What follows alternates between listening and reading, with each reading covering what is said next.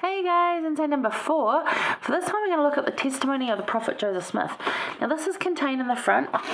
And when I first read the Book of Mormon, which I just talked about in the last one, that's inside number 3 if you want to go check that out. And I mean read in its entirety, not just read like verses in class or pick up the odd verse family home evening. I mean literally pick up a book and read it. I was 11. I never read these beginning pages. I'm like, oh yeah, that's all the stuff at the beginning. Get to 1 Nephi chapter 1.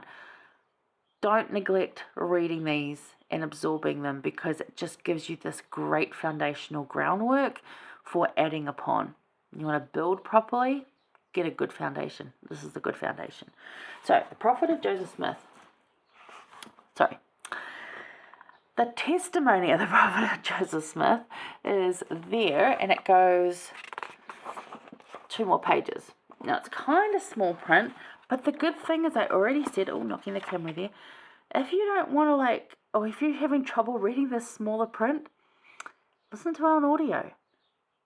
Just sit there, listen to it. It's great. It takes about 10-15 minutes, depending on which speed you're playing it. Not too bad, right? You can do that. I know you can. Have a listen to it. But this all came, this whole,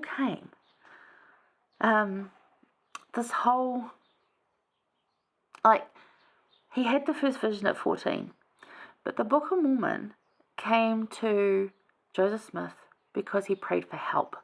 He prayed for help as into what to do. He realized that he hadn't been doing enough to grow, even though we think he was doing amazing. He was like, I could do better, and we can all do that. We're our harshest critics, but he knew I could do better at this. So he was praying, and he got this. It started with a prayer and a plea. Now, how many of our life experiences start that way, right? So look at that.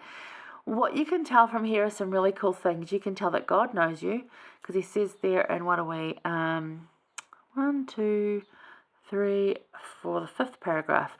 He called me by name and said unto me that he was a messenger sent from the presence of God to me, and that his name was Moroni, that God had a work for me to do.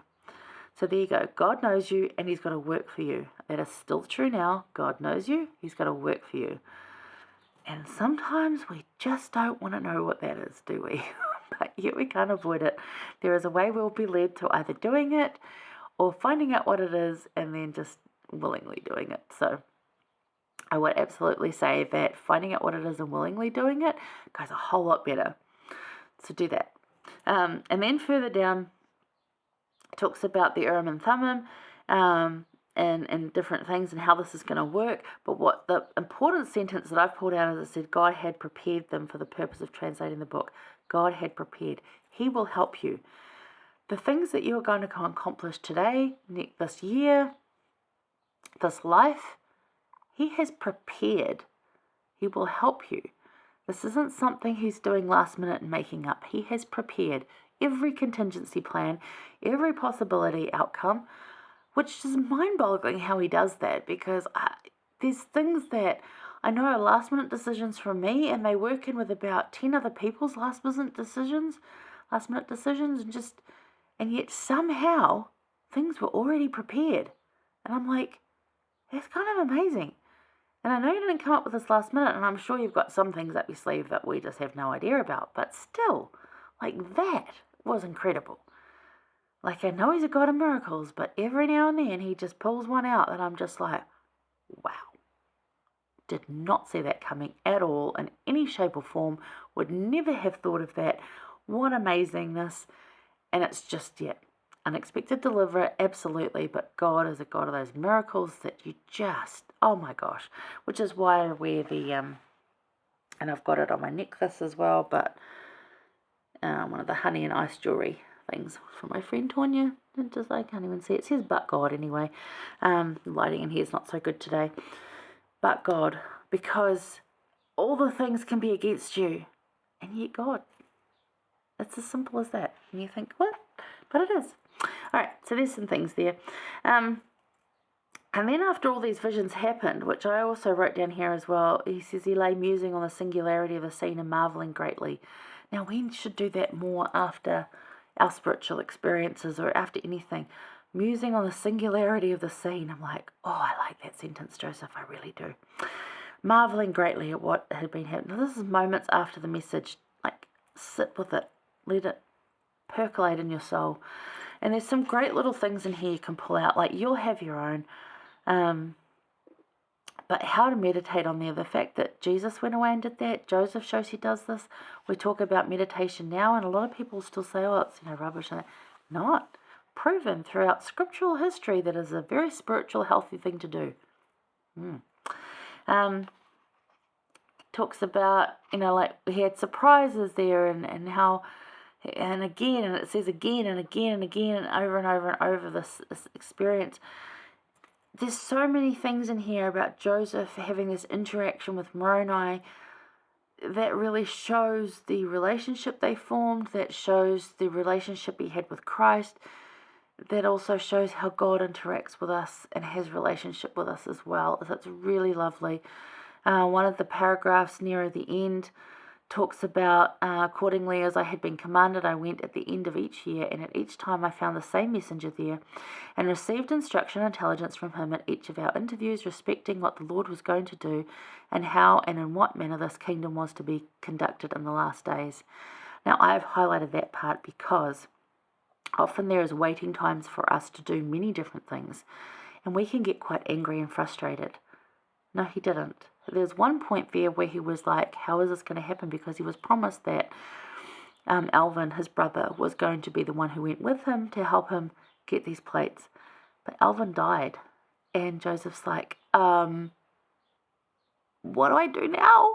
Like, he didn't say, hey, you promised me and it changed. No, he said, what do I do now? And that's another way to show actually a better attitude, in that we might be told something, but circumstances change, and instead of saying, hey, you told me this, and it's not going to be like that anymore, you're wrong, you can just say, okay, so this happened, so what now do I do? There's a better way to approach that.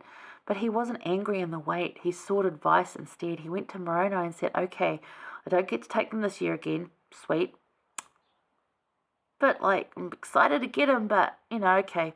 In the meantime, what can you teach me?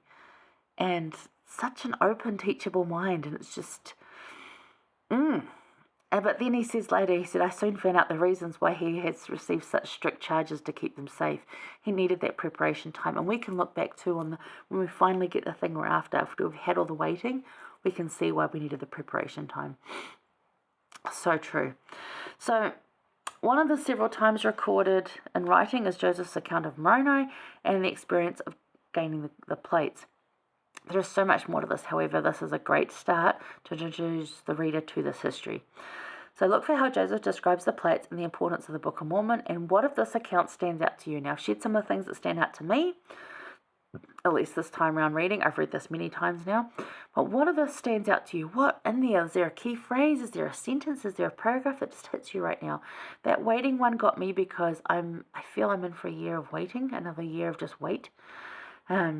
Which can be very frustrating, but because you just got to get through, but try and get through with some grace and dignity and some good experiences, and I've got to plan that around, and it's hard work. But in the meantime, seek advice and learning. That's what I'm going to do. So that's what stood out to me right now. So what stands out to you? Drop it in the comments. Somebody might really appreciate that, because maybe nothing's really standing out to them, and they might see your point of view and go, wow, yeah, that. So drop comments. All right, I'm going to look up at the makeup and structure. It'll be super quick because it's right there in your book, but we'll just go over it. So I will see you there for insight number 5 shortly.